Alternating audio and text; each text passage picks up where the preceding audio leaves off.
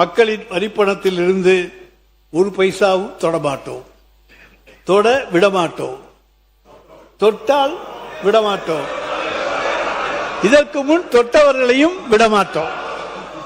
ஐயா, சனிக்கிழமை அன்னைக்கு பனையூர்ல நடக்கிற அந்த வாரச்சந்தையில போய் பார்த்தீங்கன்னா இதுக்கு என்னென்னாலும் தொட்டவங்களோ அவங்க தாங்க வந்துகிட்டு இருக்காங்க.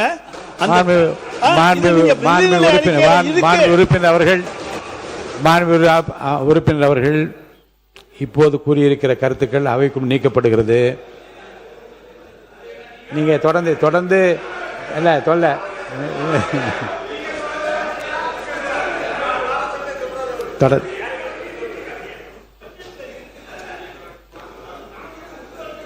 எவ்வளவு நேரம் பேர் மாண்பு உறுப்பினர் ரகுமதி அவர்கள் 11:22 ஆரம்பிச்சிங்க. வேறுங்க அவை முன்னவர் வாங்க. மாண்பு பேரவைத் தலைவர் அவர்களே, மாண்பு உறுப்பினர் இங்கே பேசுகிற போது ஒன்றை சொன்னார். அவர் சொல்லுகிற போது பனையூரை பற்றி சொன்னார். நீங்களும் அங்கே இருந்து நான் இங்கே மாறி இருக்கிறேன் என்பது நாடறியும்.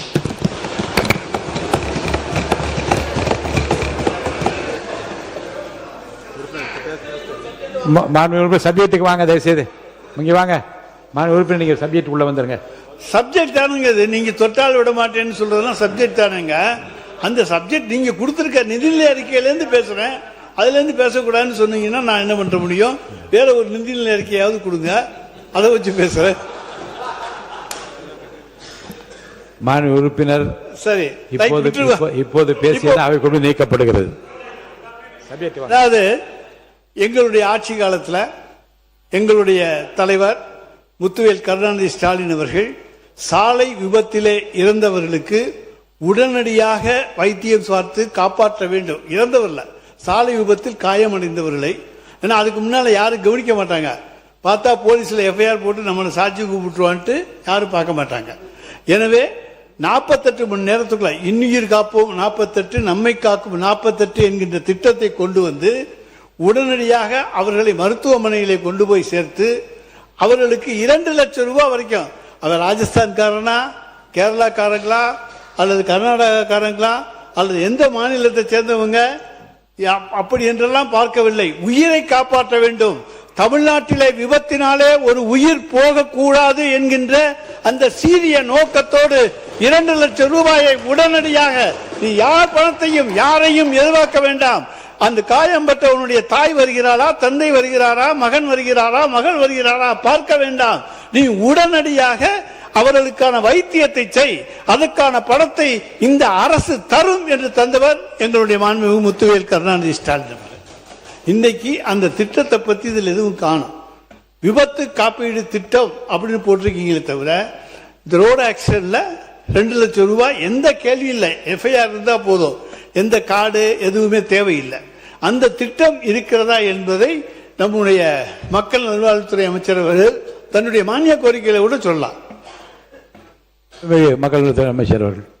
மாண்புமிகு பேரவைத் தலைவர் அவர்களே, மாண்புமிகு உறுப்பினர் குறிப்பிட்ட அந்த NK48 என்ற திட்டம் கண்டிப்பாக இந்த ஆட்சியிலும் தொடர்ந்து கொண்டுதான் இருக்கிறது. இந்த கடந்த 90 நாட்கள்ல பல உயிர்கள் இந்த திட்டத்தின் மூலமாக காப்பாற்றப்பட்டிருக்கிறார்கள் என்பதையும் நான் தெரிவித்துக் கொள்கிறேன்.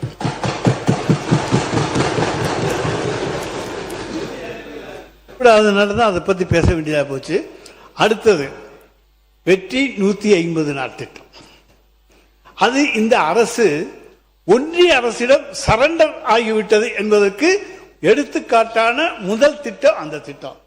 பிபிஜி ராம்ஜி 40% மாநில அரசு, 60% ஒன்றிய அரசு.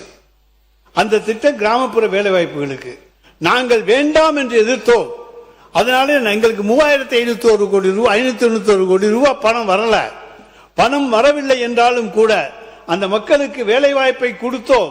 ஆனா எந்த காலத்திலும் நாங்கள் உங்களுக்கு பணிய மாட்டோம் என்று சொல்லிவிட்டு நாங்கள் மகாத்மா காந்தியினுடைய தேசிய ஊரக வேலைவாய்ப்பு திட்டம் தான் வேண்டும் என்று வலியுறுத்தினோம். பிபிஜி ராம்ஜி திட்டத்தை ஏற்றுக்கொள்ளவில்லை.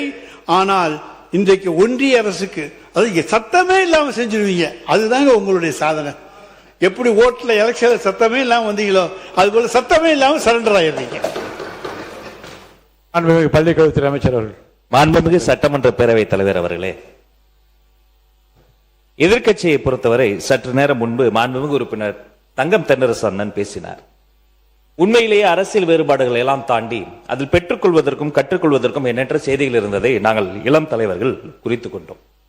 அந்த துணியில் பேசுகிற பொழுது இந்த சட்டமன்றத்தினுடைய மாண்பை பாதுகாக்க, மரபை வழித்தொடர அது வழிவகுக்கும். ஆனால் மதிப்பிற்குரிய உறுப்பினர் அவர்கள் பேசுகின்ற பொழுது ஆரம்பம் முதலே பொது தளத்தில் பார்த்தது, சோசியல் மீடியா, பில்லு வாங்க போனப்ப நீங்க எங்க பில்லு வாங்க போனீங்க என்று இந்த நிதி அறிக்கையை சார்ந்து பேசாது ஒரு அரசியல் கூட்டம் போல பேசிக் கொண்டிருக்கிறார். மீண்டும் அவருக்கு நான் தெளிவுபடுத்த ஆசைப்படுகிறேன்.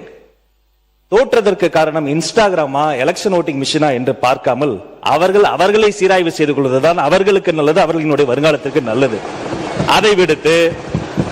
அதை விடுத்து சம்பந்தம் இல்லாமல் பொது தளத்தில் கிடைக்கக்கூடிய செய்திகளை வைத்துக் கொண்டு அப்படி பேசுவது மரபல்ல என்பதை உங்கள் வாயிலாக மாண்புமிகு உறுப்பினருக்கு நான் தெரியாது. மாண்புமிகு